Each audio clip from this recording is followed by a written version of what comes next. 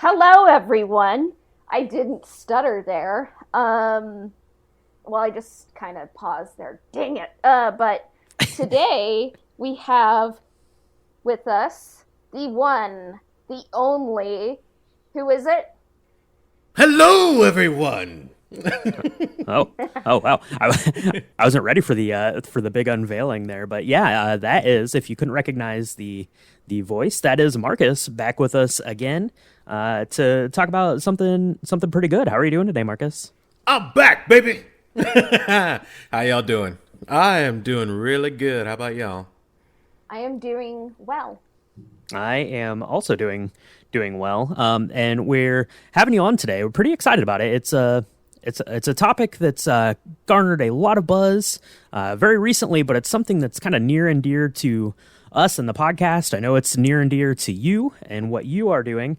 But yeah, so when we wanted to talk about our topic for the day, there was only one person to ask, and that was Marcus to come on. So thanks so much for coming on again. This is what, like your fourth time you've been on with us? Fifth time? I don't know. It's been a bunch of times, but it's always a good time.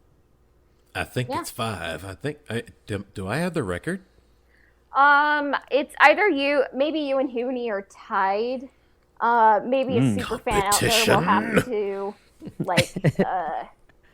kind of count for us because I can't remember off the top of my head sometimes. So, but that's true. Yeah. That's true. Yeah, we'll have to work that out and get a certificate of achievement out to one of you for sure. I want it.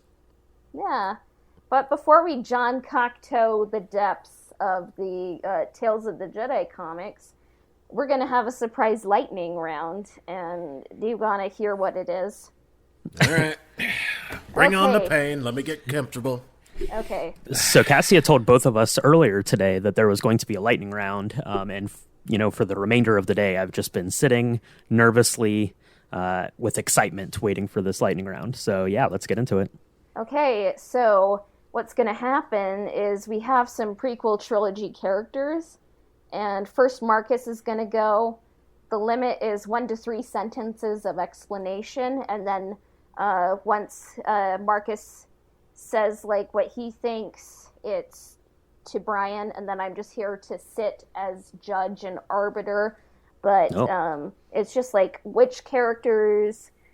I'm going to kind of say the names of these Star Wars prequel trilogy characters come to mind, and then you're going to say the closest one-to-one Batman character. It can be any character from any comic, video game, movie, whatever, So are you guys ready? Okay, so to be clear, comparing these prequel era characters to any Batman character. Got it? Yeah. Got it. Yeah. Okay. Okay. Yeah. So this is a prequel episode to our episode with Clone Wars Saved. We're going to be having come out where we kind of go through this list with the KOTOR characters and sequel characters. So yeah, starting with the prequels. So yeah, let's do it. All right. Qui-Gon Jinn. Oh boy, starting off with the big dogs. I'd say Qui-Gon Jinn is most comparable to Alfred. The reason why is because the man is trained in many arts of Jedi and fighting and stuff like that, but he's also very wise. And he's very trustworthy, and you can always count on him. There you go. That's all I got. Lightning round. No, just kidding. Right. Lightning I'm gonna have to fast. Palpatine it. It's faster, Palpatine.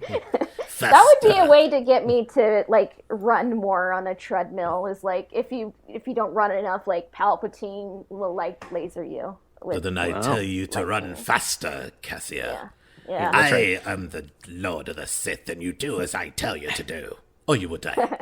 Yeah, you both missed a faster and more intense, a la George Lucas, right there. I know, but that's okay. That's okay. I'm also going to faster, go more intense, with Alfred more emotion. as the Qui-Gon Jinn character, because yeah, he knows everything. He takes care of the Batman. He is a good teacher and a good listener, and I think that's what Qui-Gon is. So yeah, Alfred. All right, Obi-Wan Kenobi. Oh man. Okay, Obi-Wan Kenobi.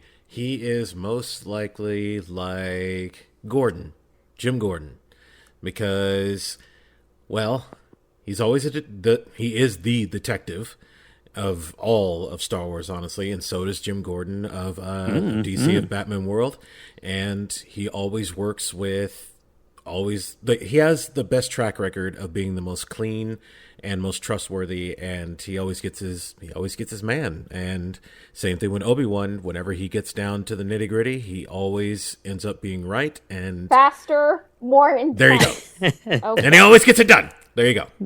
Yeah, that's right.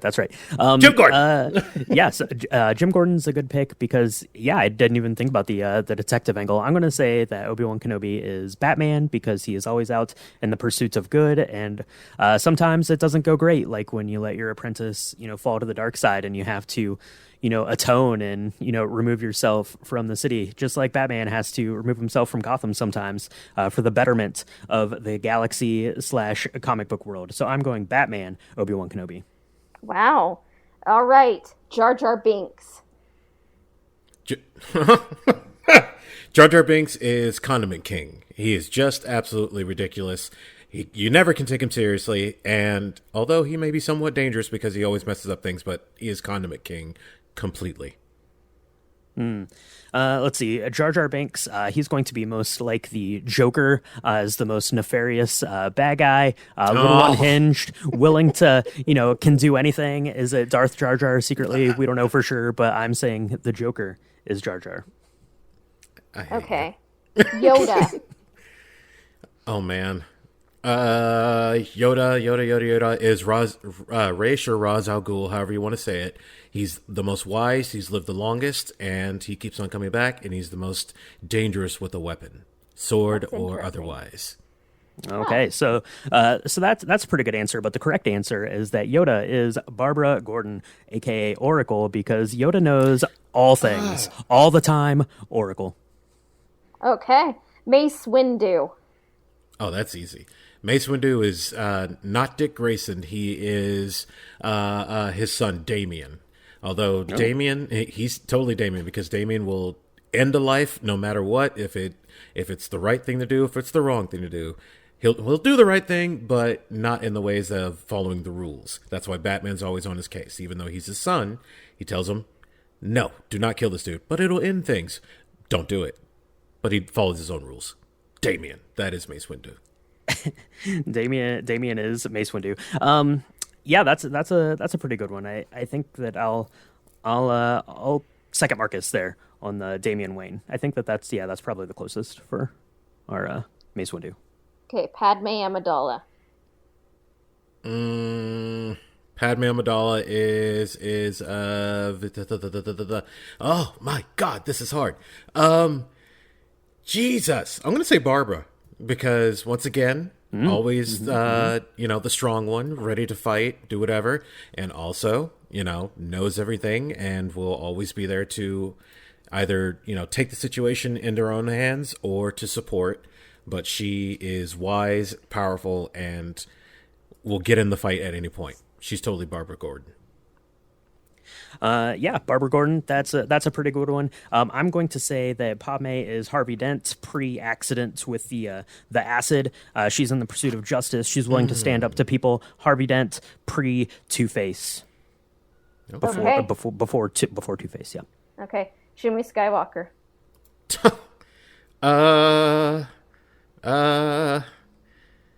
Dang it. I don't know. That's a hard one. The first one that jumped in my head was Talia al Ghul, but she's nowhere near as cunning. And, but she's around. I don't know. I don't know. I'm going to defer to Brian on this one. That is a tricky one, especially since we already used Alfred. Maybe she is Martha Wayne. I don't know. I don't know. Yeah. Save Martha. I don't know. Yeah, save Martha, save Shmi Skywalker. Come on, Qui-Gon, get the slaves out of Tatooine. Come on, what are you doing? Yeah. All right, Anakin Skywalker. Oh, that's Bruce. That is instantly Bruce. Now the thing is that with Bruce, he's one bad choice to ending up, killing everybody and just breaking all that bone. He breaks bones left and right, but he will always do the right thing. Whereas Anakin, he will take out. He's done some dangerous stuff, but at the same time, he is still a good man. Pre manipulation from the Emperor. I'd say, yeah, Bruce. He's dark. He's ready to fight. There you go. He's dark. He's brooding. He could drive around in the Batmobile. That's pretty good. Anakin Skywalker is Mr. Freeze because he ends up going bad in the noblest of pursuits to save his wife. Yeah, well, I mean Anakin, Anakin. Okay. You know, he goes to the dark side, and that's exactly what Mr. Freeze did. He was like a doctor or something. Wife got sick, had to do a bunch of crazy stuff to try to keep her alive, just like Anakin did. So Mr. Freeze is the right answer. Okay. Jango Fett. Jango Fett is oh boy, bounty hunters. Man, looking for a business job. He is Deathstroke. Deathstroke is one of the number one bounty hunters out there. He will cut down anybody for a decent price. He's come into fights with Batman many times, and he's just a man out there, you know, conducting business and making his way out throughout the galaxy, just like making his way throughout the world. Yeah, he is definitely Deathstroke. Okay. Sheev Definitely Palpatine. Oh wait. We forgot to clone. What? You said fast and intense. You skipping people. This is so fast and intense. Yeah. Now Cassia is going too fast and intense. Yeah, I'll go with Deathstroke for Jango Fett because I couldn't think of anyone better than that either. So. Okay, Sheev Palpatine. Sheev Palpatine, greatest manipulator of all time. I'm gonna say, he's my Joker because he's the greatest manipulator of your emotions, and he can drive you insane, and he is unpredictable. Yeah, sure, he chose politics, but it's the most dangerous thing of all. Same thing with Joker. He goes underworld and then, gets everything just like that. He is chaos incarnate. He is the Joker. Okay. Joker a little too meandering, I think, for Sheev Palpatine. That's why I'm going to say Sheev is the Riddler, always a step ahead, always the smartest person in the room, always knows what's going on. Riddler. Okay. Could have got Court of Owls. Ooh. All right. Ooh. Count Dooku. Oh, I'm okay. I could say Court of Owls because that's everybody, honestly, in politics. So I'm gonna cheat on that one, just a little one. I'm gonna say he's the Court of Owls because he's a political idealist, not a murderer. He has his fingers in every single pot, with the building of the clone army and in the political sense. That's where he lives. Sure, he's dangerous, and just like the Court of Owls, they're dangerous. They'll find out anything, and then there you go. He's the Court of Owls. Okay. I'm going to say Count Dooku is like the Penguin because Penguin was always kind of this patsy character for the other better bad guys and Batman. So I'm going Penguin for Count Dooku. That's what I think too. All right, General Grievous. General Grievous is totally oh God. You're up on this one, Brian. I can't think of anybody. Oh, General Grievous. I don't know. You're all wrong. It's very obvious, but okay. Not obvious at all. Pass. Tell us who your General Grievous is, then, Cassia. It's Bane. Bane. Okay, that's a pretty good one. That's a pretty good one. Yeah. Totally. Okay. When Sorry, juiced, sometimes when I'm like being fast and intense, I get fast and intense and snippy, Okay. Yeah. All right, Snips. Yeah, I guess. Just like Speaking Bane. of snips, Same. Okay. Ahsoka Tano. Ahsoka Tano to me is not Harley Quinn. She is what's her face? Canary. Black Canary. She's strong, willing to do anything. Yeah, she may, deal with Batman from time to time where she's actually more with Green Arrow, but at the same time, she is her own woman and very strong, and you get to learn more about her, and yeah, she becomes her own woman by the end of the time, and she's ready to fight and stuff like that. She is totally Black Canary. Okay. I think that Ahsoka Tano kind of starts out as a Dick Grayson Robin character because she is the ultimate sidekick, and a lot of times kind of triumphs over, what Batman or Anakin are able to do, kind of rises above and is the ideal person for their mentor to look at and aspire to be. So Dick Grayson, Robin. I'm going to steal that Nightwing. You got Dick Grayson. I call him Nightwing, baby. All right. C-3PO. 3PO. Oh my God. He is somebody that asks questions and it's just very on edge all the time. He is Jarvis. What's his face? The puppet master dude. Scarface. It's like, that's him. He is Jarvis, the one that's controlling Scarface the puppet. So he's very, just like, I'm not too sure. Faster, more intense. There you go. That's him. Boom. I'm taking back my original Batman, and I'm saying that C-3PO is the most like Batman of all, because C-3PO sees a story through to the end, always comes out on top. C-3PO is the real Batman. He's Alfred. All right. Okay. Next up, R2-D2, go. I knew you were going to go R2. R2 is, he's the most war-torn. He knows everything. He remembers everything in life. He is the most traumatic character. Oh, Jesus. He is Thomas Wayne in the Flashpoint. To the point where he just goes unhinged and goes on a murdering spree. The only person that's actually had something close to him was Chopper. But I'm going to say R2 is... Bruce's dad. There you go. Bruce's dad, billionaire droid. R2-D2 is Lucius Fox. Instead of giving Batman all of those sweet gadgets, he just sticks them inside of himself. Reigns terror, murder droid, awesome. Lucius Fox. Okay. And then before we bail on and move on to Tales of the Jedi, Bail Organa, lightning round, last contender. Bail Organa is Harvey Dent. Pre Two-Face. The politician wants to do right by the people, and he will do whatever it takes to protect the people that he loves. Even if that means making some backdoor deals, but he still does the right, comes out on top. He is Bail Organa, and Bail Organa is Harvey Dent. Bail Organa is Jim Gordon, because Jim Gordon is always on the right side of the law. He always wants to do the right thing, and in times of crisis, he will send up the bat signal to call for Obi-Wan or the Rebel Alliance or anyone's help. So Bail Organa is Jim Gordon. The reason I say backdoor is because he was, underneath, going in, building the rebellion behind everything. So, yeah.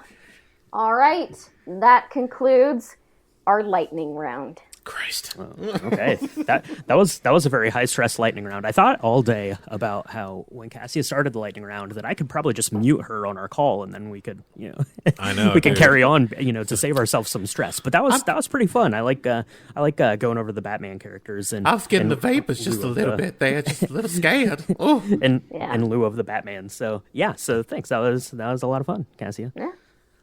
But now that the lightning round is over, what are we talking about with everyone today?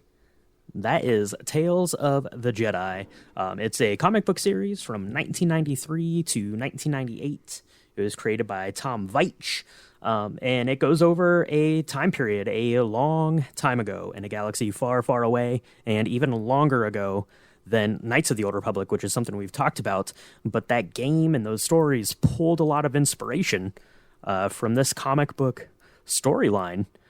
So what do you guys think? So Tales of the Jedi, was this something that you read like back in the day, Marcus? Is this something you stumbled into later, or like when you started, falling in love with KOTOR, where you're like, what else is there out there? Maybe I should go look into this Tales of a Jedi thing. How did you get introduced to this story? Well, truth be told, I had never really jumped into Tales of the Jedi whenever I was a kid. I was 6 years old whenever these things were starting to come out, when the comics were starting to come out all over the place. And then I saw images, I think of Ulick Qel-Drama, holding up his green lightsaber. And then you see a bunch of other lightsabers lit behind him. And I was like, what is this? But funny enough, fun little origin story. I was reading, I believe it was Dark Horse Comics that were releasing these, reading the Terminator comic, Terminator 2 Judgment Day comic books. I still have them all. Nice. Yeah, they're wrapped in plastic somewhere back home.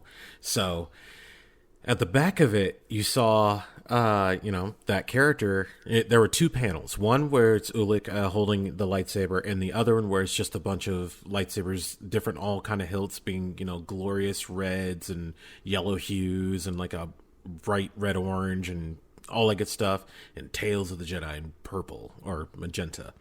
And then I was like, I want to know more about this. Then years came on, then, Knights of the Old Republic came along, and then I kind of fell out of comic books for a while. And then eventually, leading up to where it is now, and how, with Knights of the Old Republic 2, the name Exar Kun started, popping up left and right. And I was like, okay, who is this? And then that's how I came back to it. And now I'm starting to learn a lot more about it. Yeah, absolutely. What about you, Cassia? When were you introduced to these stories, or did you read the comics, or was it just something you were kind of familiar with within the EU, or? Yeah, kind of just the EU. I did not read the comics. I fully intended to find a copy of the comics to read.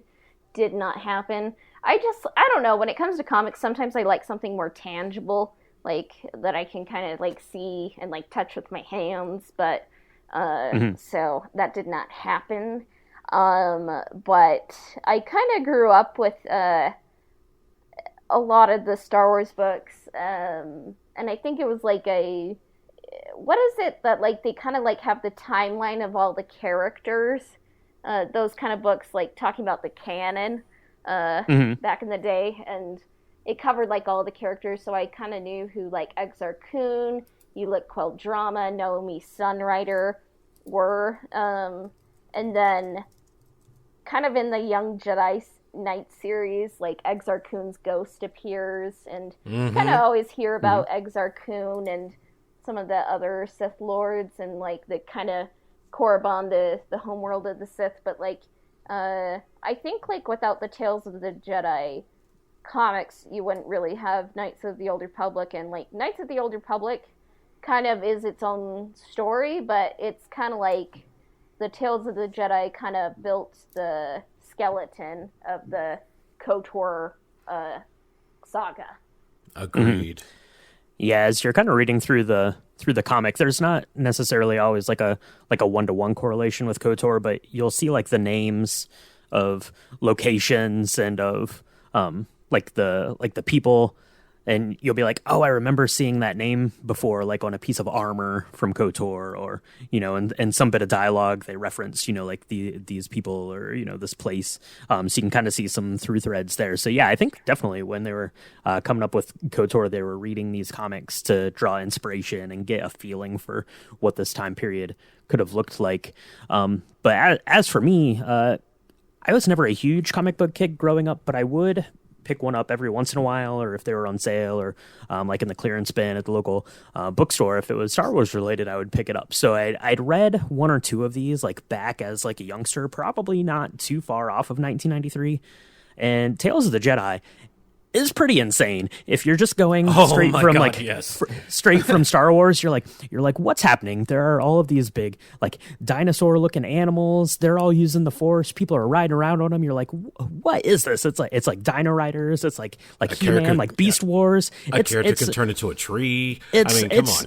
It's so completely crazy, but it's tons of fun. So I never read through all of them until just a couple years back, like at my local kind of like antique collectibles, like comic book shop. I went in, they had all 5 of the first series. So just the Tales of the Jedi, 1 through 5, and they had them for $5, and I bought them, which is good because they're going to go way up in price, probably with the kind of announcements that are coming. But I have those, so I read those first 5, and I'd kind of sat on those for a little while. But then when we wanted to talk about this, and in lieu of kind of the news that we've been getting slowly trickled out from Lucasfilm, I wanted to get into it a little bit more. So I read them. If you have the Marvel Unlimited app, you can read them. They're all on there, like all however, it's like 8 series, I think, in total. It ends up being, you can read through all of those and check it out. But yeah, that was kind of my introduction to these stories.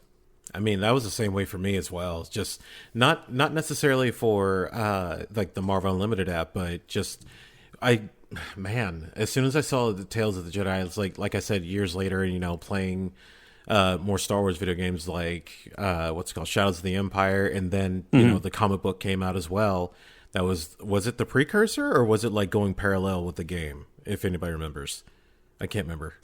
Yeah, Shadows of the Empire was a big like marketing thing that Lucasfilm did. So there was the comics and the book, the video game, and the soundtrack. They all kind of released like in the same like window of time, to where is like this big huge kind of like universe within the universe. Exactly. I want Dash Rendar to come back. Yeah, sure. He's like Han Solo, whatever. I don't care. Give me a new character. Anyway. But it was with those books, especially with the comic of Shadows of the Empire, which I found one day at a local comic book store. It was on sale for $5, just like you, dude. And I bought it, and it was in pristine order, and I keep it sealed. But again, one of the other, whenever I had it for my N64 back then, it also came with the comic tied into it. Like, it was one of those random ones. I think it was mislabeled or something. And you had a Tales of the Jedi comic with it instead of a Shadows of the Empire comic. I was confused as a kid. I don't know. But at the same time, I was reading, I was like, what is there's so many colors. Why are these lightsabers so weird? Why is there a cyan-colored lightsaber? What is going on here? I put it somewhere. And then years later, I came across like shreds of pages and stuff, and I was kind of mad at myself that I didn't take care of it.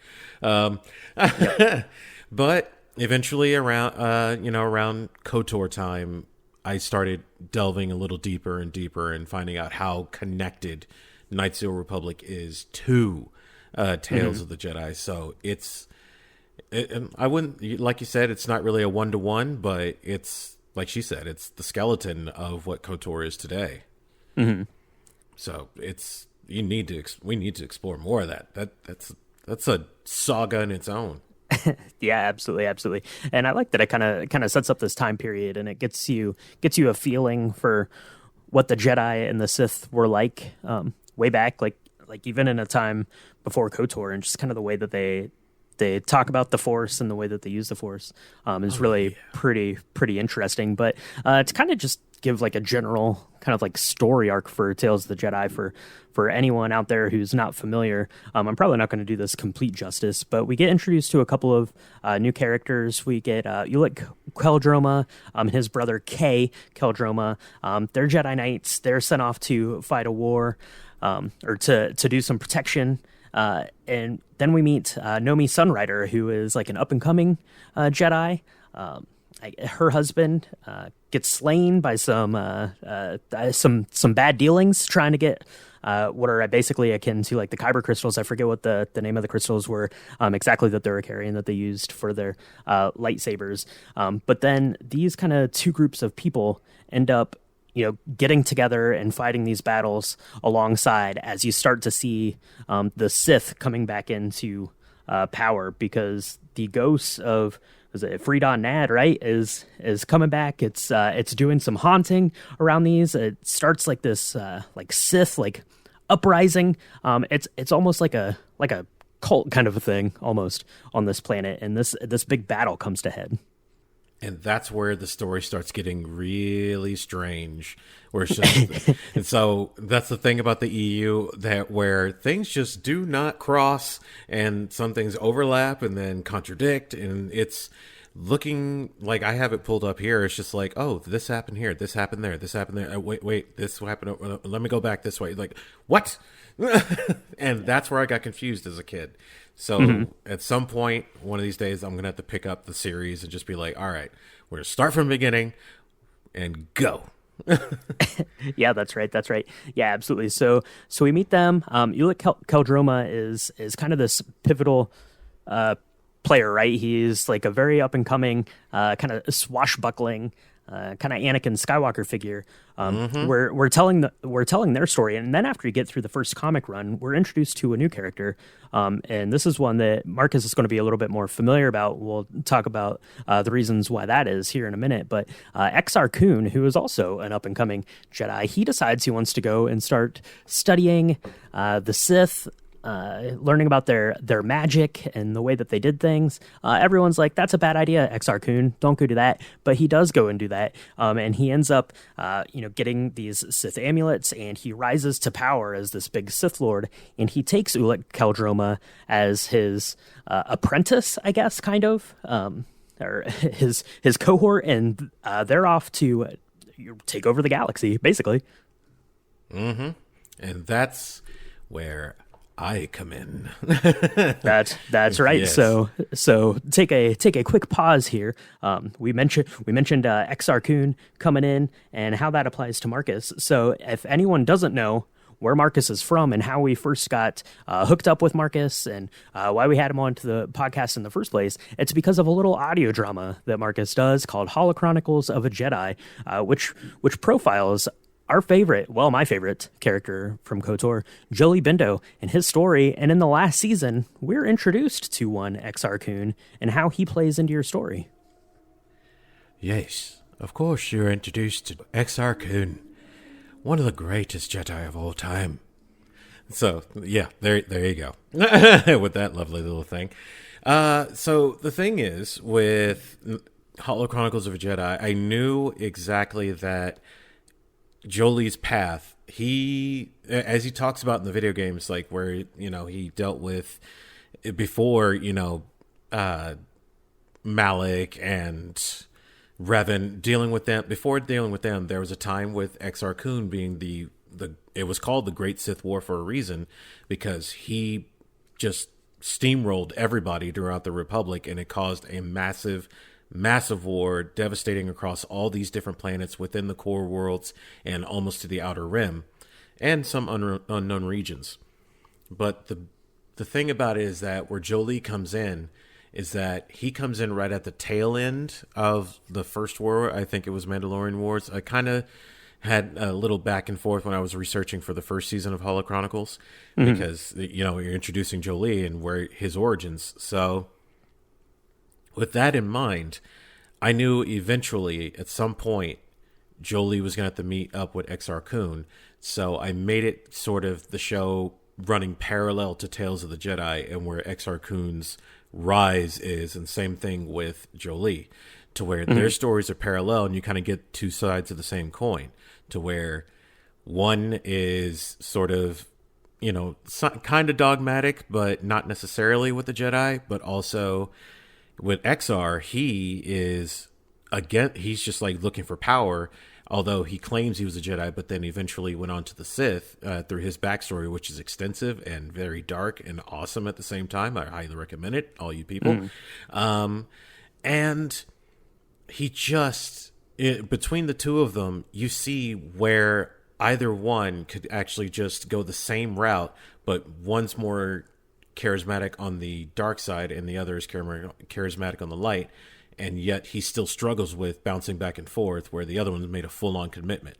And to have those two meet in season 2 was something very important that I wanted to happen, and you get to see the juxtaposition between those two. It's like, oh yeah, it's like Jolee agrees with Exar, just like, yeah, the Jedi are failing the Republic, and they're failing their students, and a lot of them are turning. They're going against their masters. They're fighting all the time. And Jolee doesn't really have a master, but he's still a Padawan, and he's like in his 30s at this point. So he's still a Padawan and learning. I think he's like 30s or 40s, but at the same time, he still hasn't been made a Jedi yet. And he's got some beef with the council on that. So at any point, he could go with Exar, like you told him in the show. It's like, I could make you a Lord of the Sith. Now, the reason why I gave him an Irish accent is because that's what came out of my head looking at a photo of him. But that was the beauty of something that I wanted to bring to light, and that's how those two connect. So the whole plan was to run Jolee's story parallel to Exar Kun's, and there's a trade-off there. was super great to get kind of that take on it, and the timelines kind of match up well enough to where you could definitely bridge some gaps there. And I think that's probably the reason why we're going to be seeing some Tales of the Jedi stuff. It has kind of been on everyone's scope for a while. If you remember back to this past December-ish time, we saw the picture of the Lucasfilm holiday gifts that they sent out, and it had 3 logos on the side, and 2 of them were shows that were in production, but the other logo was the Tales of the Jedi logo, and it's the same logo that is on the comic series. So everyone instantly is like, what's going on with that? Is Tales of the Jedi coming back? Is it going to be a show? Is it going to be a new set of comic books? What's happening with that? And we were left to speculate up until about a couple of weeks ago, right when they announced the panels for the celebration. They announced that there was going to be a Lucasfilm animation panel with Dave Filoni to talk about Tales of the Jedi. So now, as of recording, Celebration is still a couple weeks off, but yeah, pretty much that's telling us that Tales of the Jedi is going to be some sort of animated thing. I don't know, it's some kind of like anthology series or a series. I don't know, but Cassia, why do you think that Tales of the Jedi is an important story to tell? Why do you think they're going through the trouble of bringing this back to life? Where do you think it fits in? Maybe alongside of like the KOTOR remake or something else, or leading into the High Republic somehow, or what do you think? Why is Tales of the Jedi important stories here? I think it's a celebration of art, like animation. Who knows? I highly believe that it's going to be an animated anthology series a la, is it Tartarovsky's Clone Wars? Yes. Yeah. I kind of think it's going to be like that. Kind of filling out the timeline more, and kind of just like giving it some broad strokes, not a whole lot of concrete details that could contradict each other. But I think it kind of gives you a visual feel for what could potentially become another branch of the Star Wars tree, and give us a lot of cool action, a lot of cool art, a lot of cool characters. Wet the whistle, for potentially more KOTOR era, more Tales of the Jedi era, more High Republic era, and kind of looking at the 90s kind of Tales of the Jedi comics, like sometimes the art was hit or miss. I'm like, Nellie Sunrider's hair, like kind of it's like all over the place, man. It's all over that place, and I'm like, she deserved, a better hairdresser, I think, at times. But think of Anakin with like the most frizziest hair you've ever seen, or like Nicole Kidman back in her early years with the big curls and just waves. It's all over the place, man. Yeah, it's awesome though.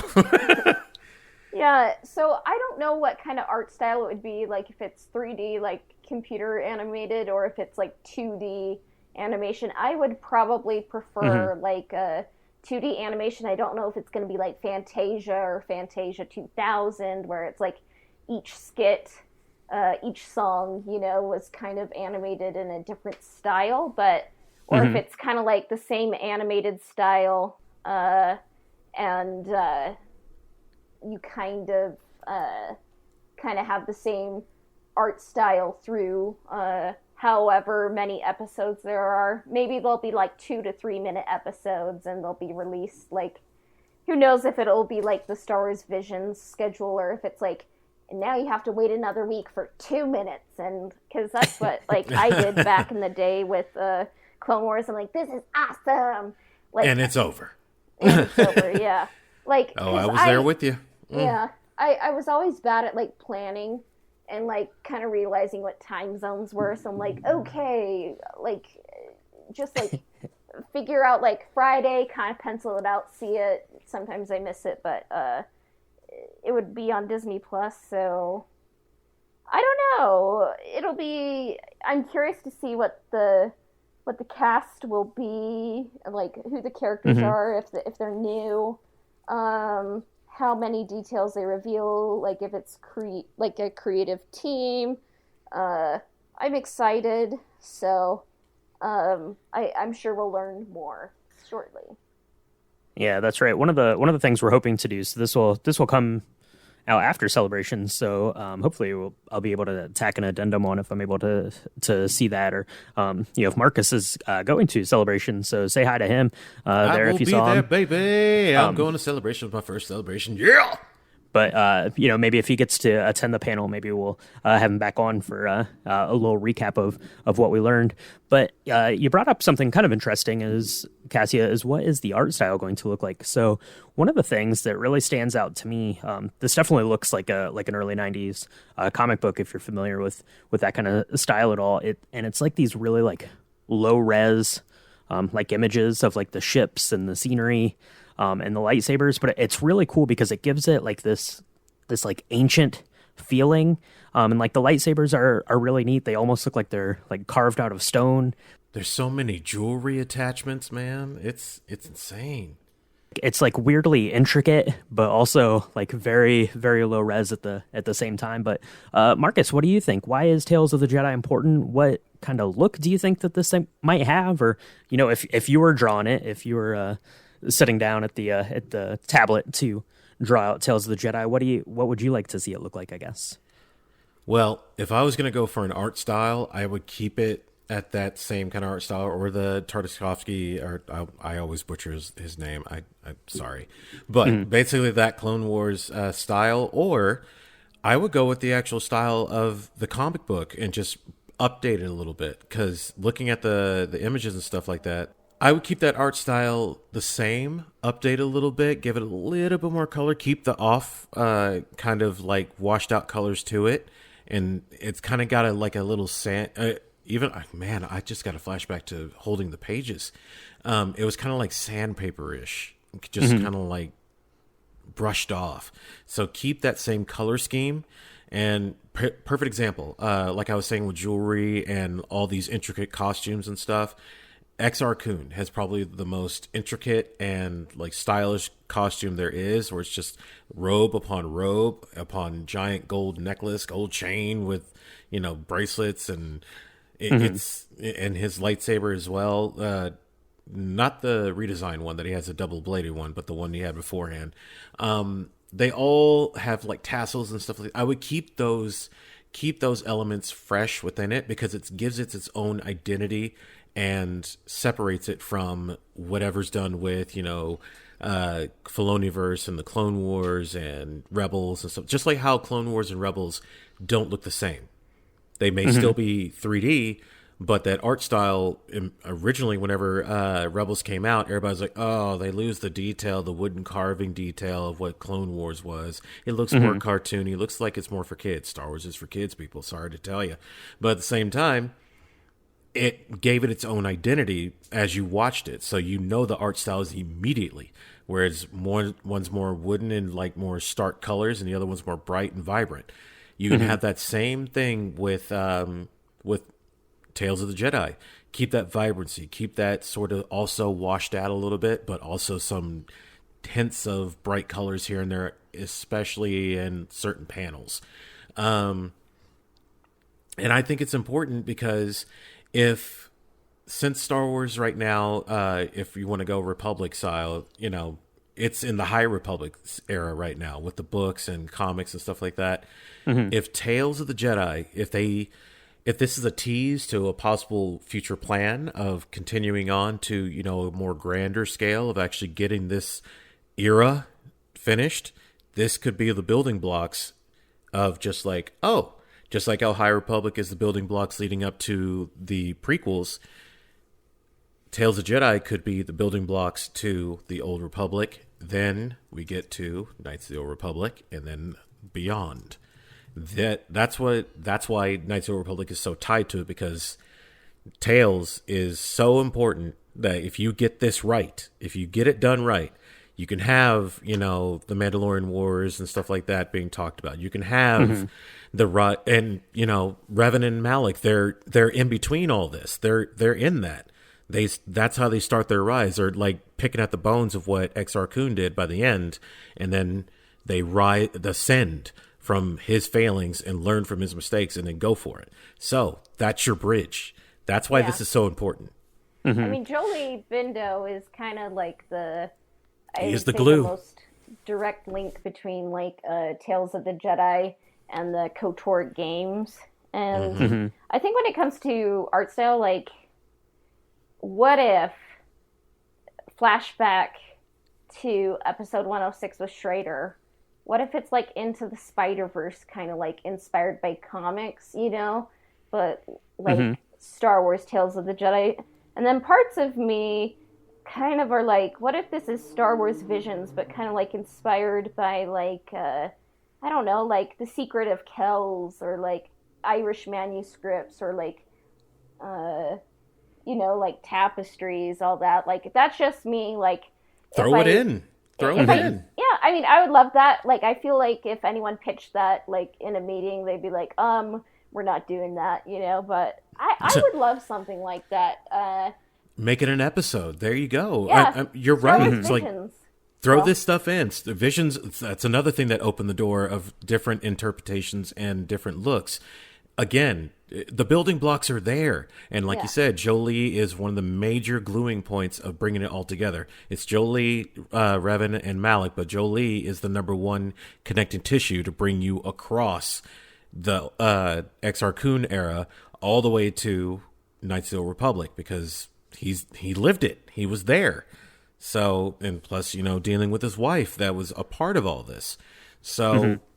the lovely part of my heart and soul would love for Holocronicles of the Jedi to be a part of this. Or, hell, if Lucasfilm, if you guys are listening, I'm available if you need a voice for Jolie. And, you know, if you need a live action version, I will definitely, you know, get back into the gym, start working out, and then you can do whatever you want to me. Let's go. That's right. Yeah. Get Marcus on the hook, because this was something interesting that I found. I don't remember what I was going to say, but this makes me want to skip ahead to this. There was actually an audio drama for Tales of the Jedi for the first comic series and the Freedon Nad Uprising. Did you know that, Marcus? Were you familiar with that? I knew about Freedon Nad. I didn't know about... partially knew about Freedon Nad's the audio drama. Partially. Like, it really... I didn't really dive into it because I was busy writing Holocronicles, so I didn't want to confuse myself and just, like, you know, taint it. But at the same time, this is news to me.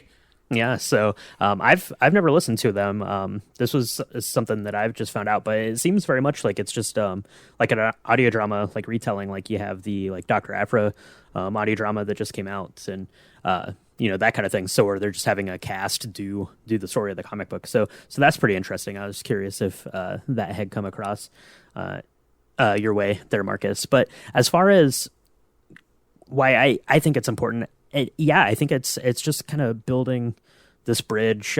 We've said it a couple of times on here, but the High Republic is kind of building the bridge backward, because it's one of the things about Tales of the Jedi. I mentioned that it's very insane. It's real insane. So if you just pick it up, and your last experience was you meet Luke on Tatooine and he goes to the Death Star, and then you pick this up, you're like, what is going on? There's no like context for any of it. And I think from Luke would just pick it up and look at it and go like, putting it down. so I think from like a storytelling perspective, I think it's good to kind of build these things backwards, and that's what the High Republic did. And actually, the next wave of the High Republic is set before the first wave of the High Republic, so it's just like incrementally going down. But I think this is a good way to, get people up to speed, allow them to introduce maybe stuff into KOTOR that couldn't be introduced in the original KOTOR, possibly. And one of my reasons for thinking that, a lot of people are very worried. They're like, it's going to deviate from the original. All this, I don't care about it.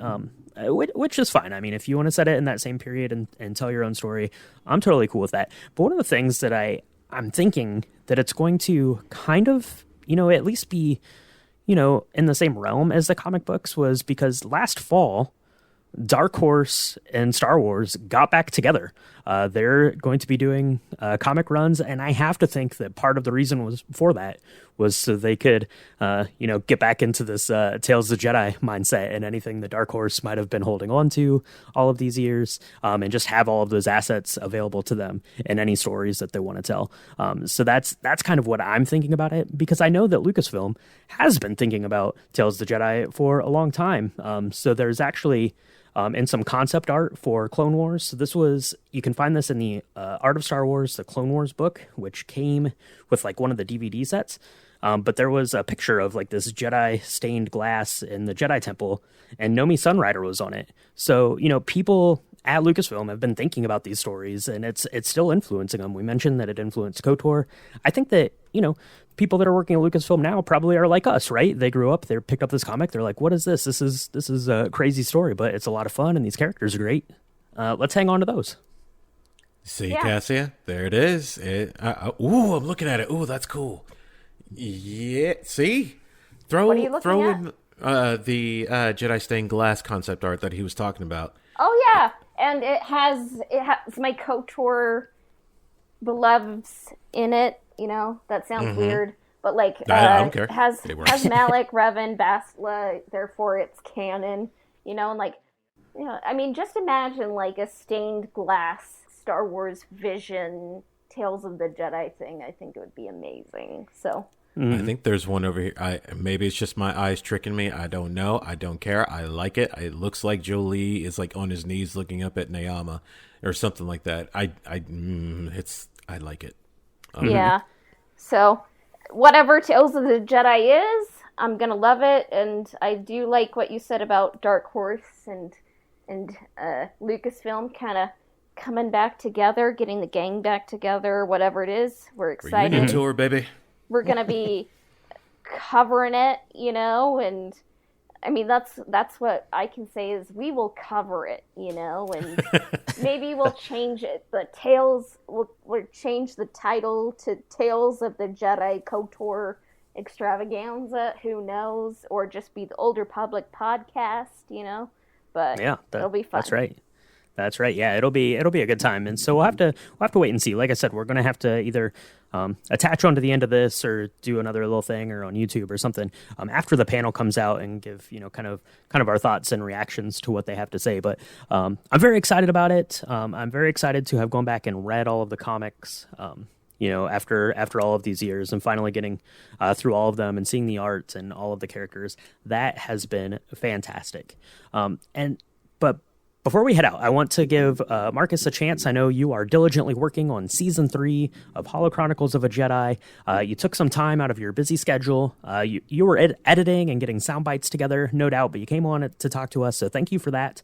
But tell everyone, if you have any sneak preview things for Holocronicles, or at least just tell people where they can find it. They can get caught up on seasons 1 and 2 while we all anxiously await the new season to drop.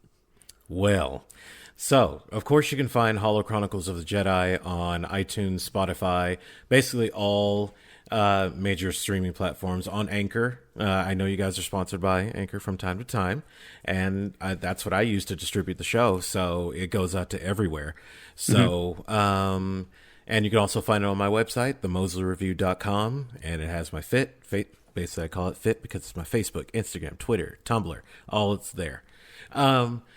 So with Holocronicles Season 3, like I said, Ulic Qel-Drama, Exar Kun, they're all important characters that all exist in Jolie's story. So, like I said, I've been playing around with, keeping his story parallel without diving too much into Tales of the Jedi and getting caught up in that whirlwind of trying to get everything right.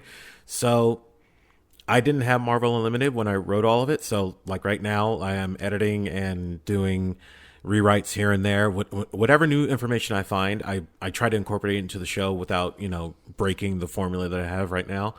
So I end up like Spider-Man, back to formula. So that's what's going on right now. I'm currently rewriting the last 2 episodes because, oh boy, it's in the heart of the Exar Kun War. Now, with the comics and stuff like that, I've grabbed whatever panels I can, and thank you for telling me about Marvel Unlimited. I'm definitely going to go in there, recheck my research. But I want to give a shout out to one other guest you guys had on there, 100% Star Wars. He's done a whole video series on Exar Kun and Ulic Qel-Drama and how they're connected and everything about the Exar Kun War, and that has been a major source. So I thank him for doing so much researching, collecting all of it to make it even more digestible and easier to find. But yeah, so I've been going off of that and then finding connections of where I can put Jolie to where he's a part of it, but not in the story because he's not in the comics. Even his wife is not there, but she's a part of the story though.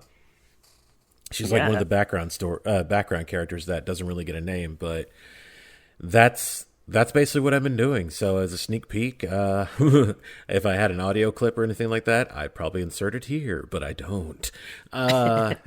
So basically as a sneak peek to the thing, I will say this, that this will be the most emotionally draining and an action-packed season of the entire series because, oh boy, Heart of the War of Exar Kun and the ups and downs, the drain, the pain, the anger, all of it, everything. I'm trying to think of the word that I'm trying to put it into. Just the strain of the war is going to affect Jolie, and you're going to see you're going to hear how it does.